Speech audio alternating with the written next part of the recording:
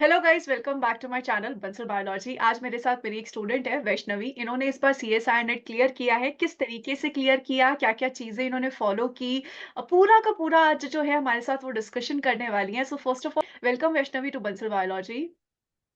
Thank you so much ma'am.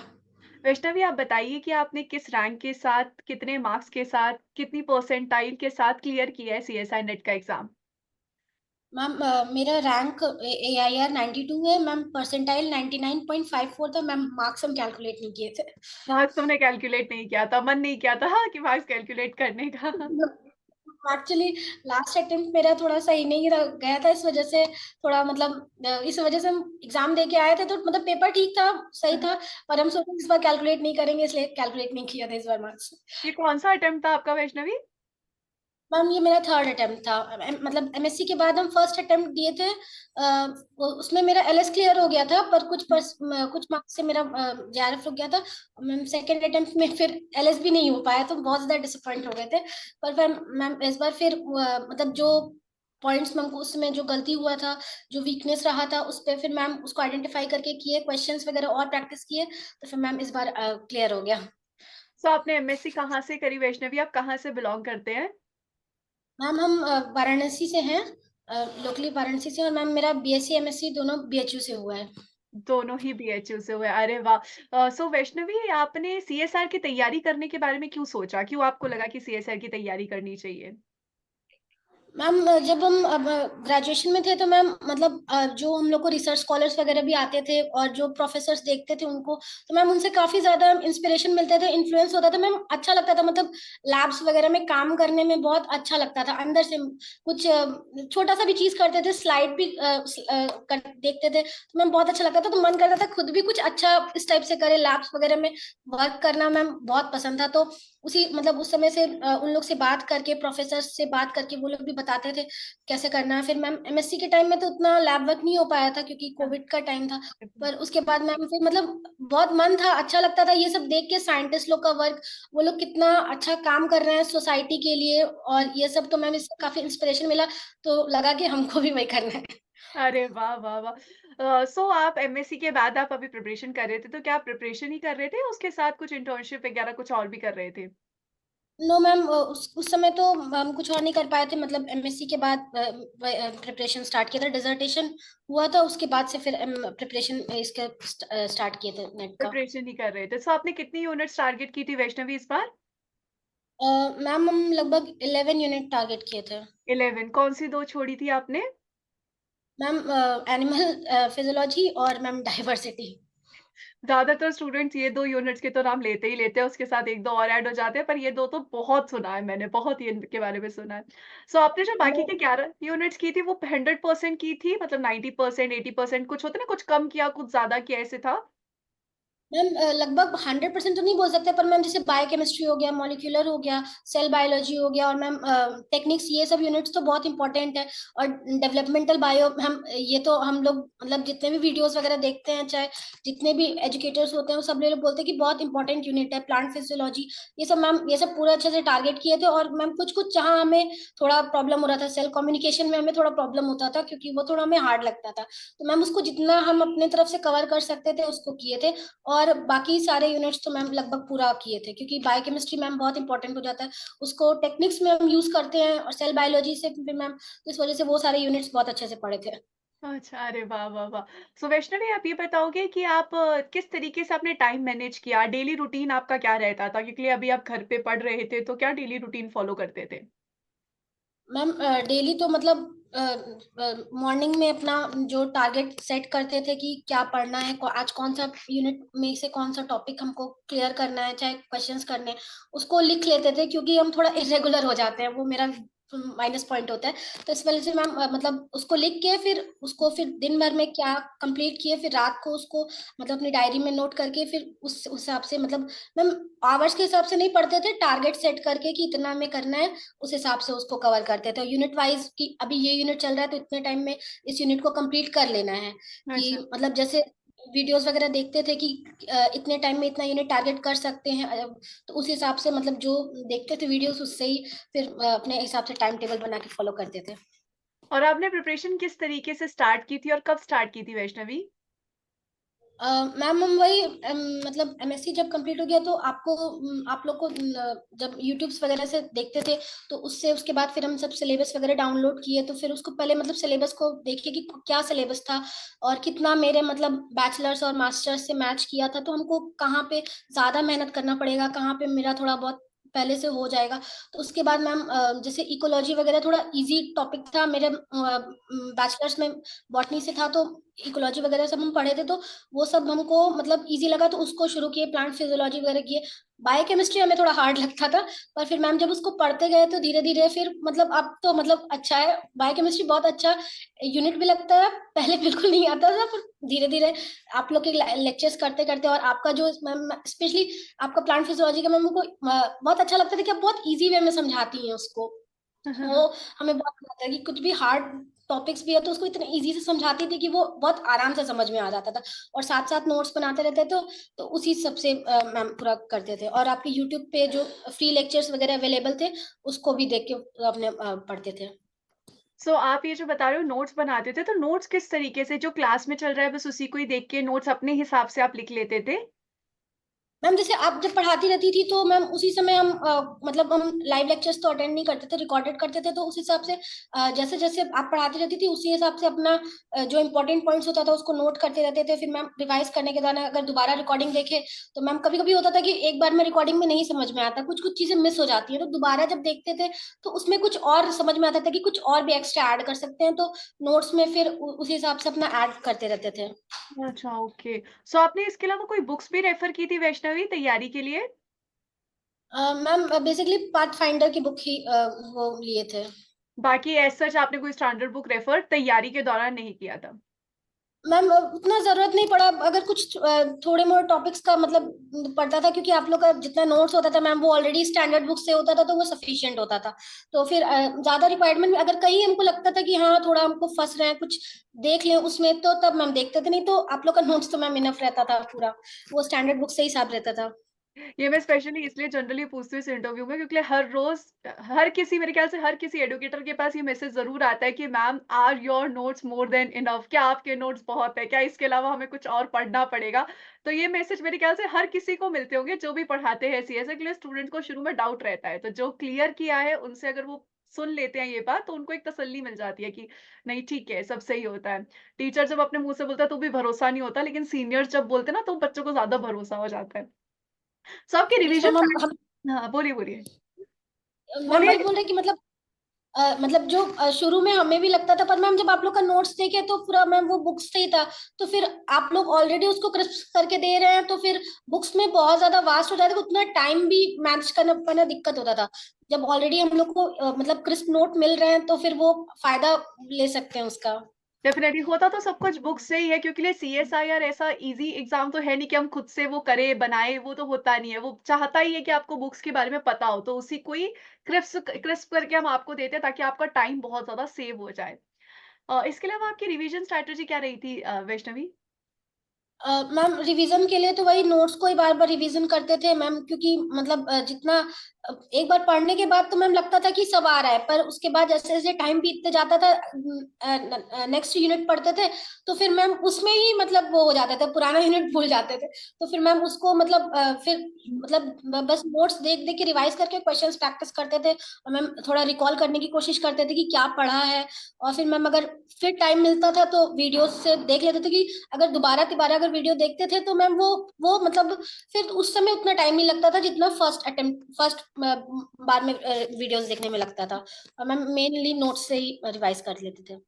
सो आपने कितनी बार एक यूनिट को रिवाइज़ किया होगा? कुछ ऐसे नंबर होगा आपके पास कितनी बार आपने एक यूनिट को रिवाइज़ किया होगा?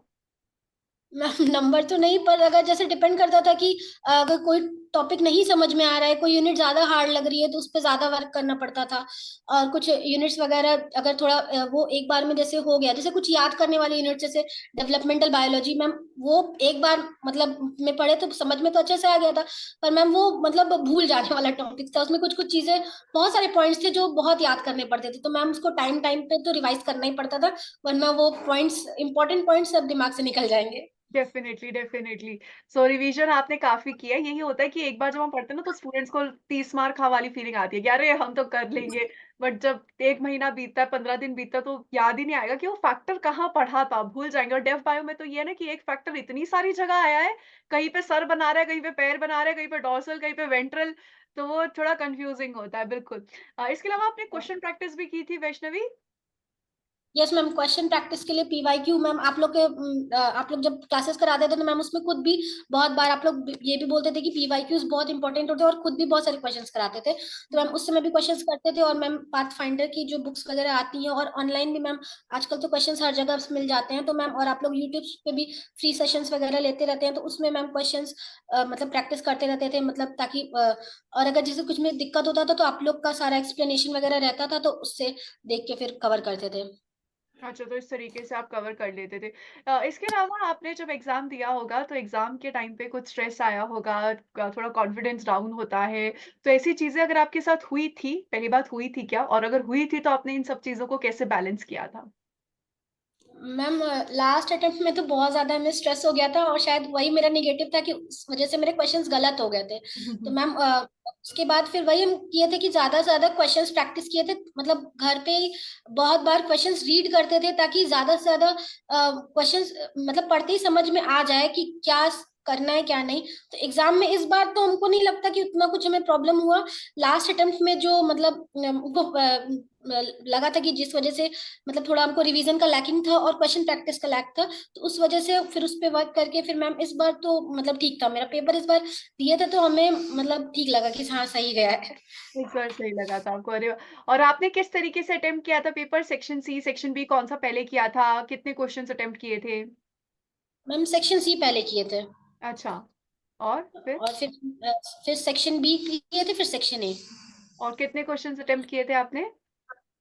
सेक्शन सी में हम 25 क्वेश्चन किए थे, और सेक्शन बी में मैम आई थिंक 26 या 27 ही किए थे, और ए में मैम 14 क्वेश्चन किए थे। 14 क्वेश्चन किए थे। और रीज़न था कुछ कि आपने सेक्शन सी से क्यों पहले शुरुआत की और सेक्शन ए लास्ट में क्यों किया? इसके पीछे कोई रीज़न था? मैम मेन तो सबसे बड़ा बात कि सेक्शन ए जो होता है वो मैम हाईएस्ट मार्क्स करता है, और मैम उसमें बहुत सारे ऑप्शंस होते हैं, और अगर कहीं थोड़ा प्रॉब्लम हुआ तो हम उन क्वेश्चंस के हेल्प से भी हम बहुत सारे आंसर्स निकाल सकते हैं। मतलब बहुत अगर पढ़े हैं उसको अच्छे से, तो हम क्वेश्चन सी के पार्ट सी के जो क्वेश्चन है उसको हम अच्छे से कर सकते हैं। और मैम बी में होता है कि 4 ऑप्शन में से एक चूज करना रहता है, तो वहां पे हमको प्रॉब्लम होता है, क्योंकि अगर आ रहा है तो आ रहा है, नहीं आ रहा है तो मैम उसमें हम कुछ गेस नहीं कर सकते। इस वजह से मैम हमको सेक्शन सी थोड़ा वो लगा था कि उसमें एक तो 75 क्वेश्चंस होते हैं, उसमें से 25 सिलेक्ट करना होता है। तो अगर उसमें से 25 क्वेश्चंस पहले सिलेक्ट हो जाते हैं तो थोड़ा कॉन्फिडेंस भी बूस्ट हो जाता है, तो वो आगे के जो सेक्शंस होते हैं उसमें हेल्प करता है। डेफ़िनिटली। सो जब आप सेक्शन सी के क्वेश्चन्स सेलेक्ट कर रहे थे, अगले 75 में से 25 सेलेक्ट करने होते हैं, तो उसके लिए आपने कोई स्ट्रैटेजी अपनाई थी कि किस तरीके से आपको 25 क्वेश्चन सेलेक्ट करने हैं? मैम हम तो मतलब क्वेश्चंस पढ़ रहे थे, और फिर मैम जो मेरा जो स्ट्रॉन्ग यूनिट्स था उसके क्वेश्चंस को मेनली टारगेट किए। अच्छा। और फिर मैम अगर क्वेश्चंस जो लग रहे थे कि पीवाई क्यू मतलब से आसपास क्वेश्चंस है उन सबको टारगेट किए, और जो थोड़े मतलब बहुत ज्यादा जो अलग थे, जो मतलब हमें बिल्कुल समझ में नहीं आ रहे थे, उनको हम नहीं देखे। तो मतलब जो लग रहा था कि हाँ ये क्वेश्चन सही है, जिसपे कॉन्फिडेंस था, जो यूनिट हमें बहुत अच्छे से आती थी, उन्हीं सबको टारगेट किए थे, जो यूनिट्स बहुत अच्छे से नेगेटिव को अवॉइड करने के लिए। ओके। सो इसमें आपने ये भी कुछ ऐसे ट्रिक्स अपनाई थी क्या कि जो छोटे क्वेश्चन्स हैं उनको पहले पढ़ लूँ या कोई मैच द कॉलम है उनको पहले करने की कोशिश करूँ, ऐसी कोई ट्रिक भी आपने आज़माई थी? Yes ma'am, match the column को हम वो टारगेट किए थे कि मतलब हम देखे थे मतलब कि मैच द कॉलम थोड़ा अगर उसमें 2-3 भी हमें पता है तो हम उसको ऑड वन आउट करके हम ले सकते हैं। और मैम थोड़े जो बड़े क्वेश्चंस होते हैं एक्सपेरिमेंटल होंगे तो उसमें भी बहुत सारा इन्फॉर्मेशन दिया रहता है, जिसकी मदद से हम आंसर तक आ सकते हैं। और जो छोटे क्वेश्चंस होते हैं उसमें थोड़ा वो हो जाता है, क्योंकि मतलब या तो वो टू द पॉइंट पूछ रहे होंगे या हुँ। तो कुछ और होगा। पर मैम जो बड़े क्वेश्चंस होते हैं वो थोड़े मतलब उसमें इतना इन्फॉर्मेशन रहता है हाँ जी। कि उनके हेल्प से हम आंसर पे तक आ सकते हैं, और अगर थोड़ा कंफ्यूजन भी होगा तो फिर भी वो करेक्ट हो जाता है। और सीएसआईआर आजकल ऐसे क्वेश्चन्स बहुत डिज़ाइन भी करता है, एक्सपेरिमेंटल बेस्ड बहुत डिज़ाइन कर रहा है कि अच्छा अगर ये प्रोटीन है, ये ऐसे हुआ, तो उसमें बस ये है कि टाइम लगता है। अगर आप हड़बड़ाए नहीं और आराम से बैठ के काम डाउन होके अगर वो क्वेश्चन पढ़ें, तो वो आसानी से हो जाता है। इसके अलावा ऐसी कौन-सी यूनिट्स आपको अपनी प्रिपरेशन के दौरान वैष्णवी लगी जो आपको लगी आपके हिसाब से कि आपको ईज़ी साइड पे लगी और कौन-सी ऐसी यूनिट लगी जो आपको बिट टफर साइड पे लगी? मैम मेरे लिए इकोलॉजी मतलब वो तो हम पढ़ते आए थे तो वो ईज़ी था और मैम प्लांट फिजियोलॉजी भी सही था। मैम हमको थोड़ा मॉलिक्यूलर में थोड़ा प्रॉब्लम होता था और सेल कम्युनिकेशन में मैम हमें मतलब वो मेरे लिए एकदम न्यू यूनिट थी, तो वो हमें उसमें काफ़ी प्रॉब्लम हुआ। तो मतलब पर फिर भी मतलब जितना कर पाए उतना उससे क्वेश्चन्स किए और बायोकेमिस्ट्री वगैरह मैम पहले तो बिल्कुल नहीं आता था, पर फिर मैम जब उसको अच्छे से पढ़ लिए तब अब मैम एकदम सही है वो सारी यूनिट्स। अरे वाह! सो वैष्णवी क्लासेस वगैरह ठीक है, लेकिन बहुत सारा फ्री कंटेंट भी इम्पोर्टेंट होता है। तो मैं आपसे पूछना चाहूँगी कि जो बंसल बायोलॉजी यूट्यूब चैनल है, जो बिल्कुल एकदम फ्री कंटेंट है, उसने आपकी किस तरीके से मदद की?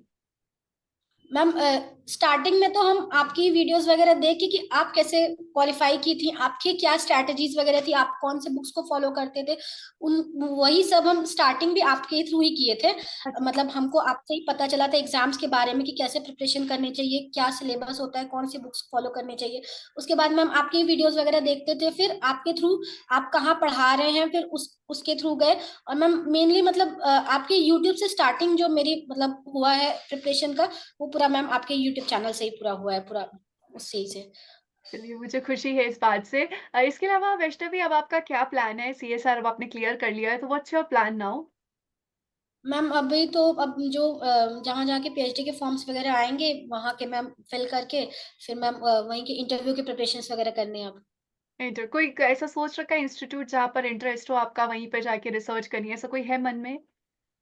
मैम आईसर भोपाल का है और आईआईएससी बैंगलोर का है मैम, ये तो ये दोनों का है। अब प्रिपरेशन करते हैं फिर उसके बाद देखते हैं क्या डेफिनिटली। होता है।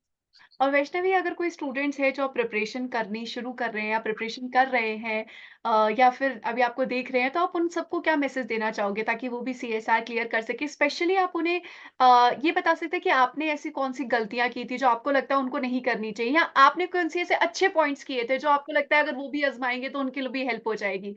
तो ऐसी कुछ बातें अगर आप बता पाएँ।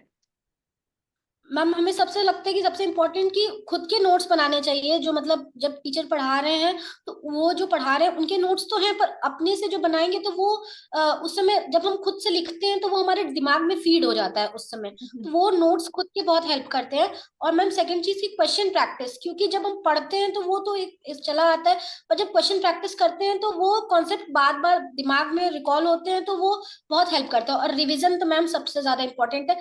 मेरा लास्ट अटेम्प्ट में मेन क्वेश्चन प्रैक्टिस और मतलब रिवीजन में मेरी प्रॉब्लम रह गई थी, उन्हीं दोनों वजह से मेन था। तो ये दोनों चीज बहुत इंपॉर्टेंट हो जाता है कि मतलब अगर कोई भी एग्जाम को करना है तो रिवीजन और क्वेश्चन प्रैक्टिस बहुत ज्यादा इंपॉर्टेंट है। उससे हमें क्वेश्चंस पढ़ने की आदत पड़ती है, फिर जब हम एग्जाम देंगे तो वो जो क्वेश्चंस पढ़ेंगे तो हमें कुछ नया नहीं लगेगा, लगेगा कि हाँ रेगुलर है, तो वो जो प्रॉब्लम होती है, स्ट्रेस हो जाता है, वो सब नहीं होगा। चलिए वैष्णवी, आपसे बात करके बहुत अच्छा लगा। मुझे पूरी उम्मीद है कि स्टूडेंट्स को इस इंटरव्यू से काफ़ी सारी बातें पता चली होंगी और उनको पता चला specially importance of revision and question practice कितना होता है। So I wish you all the very best for your interviews and I hope कि आप बहुत अचीवमेंट अचीव करें अपने जीवन में जैसे आपने सीएसआईआर जैसे एग्ज़ाम के लिए की। Wish you all the very best Vaishnavi. Thank you so much ma'am. Thank you. Bye bye Vaishnavi.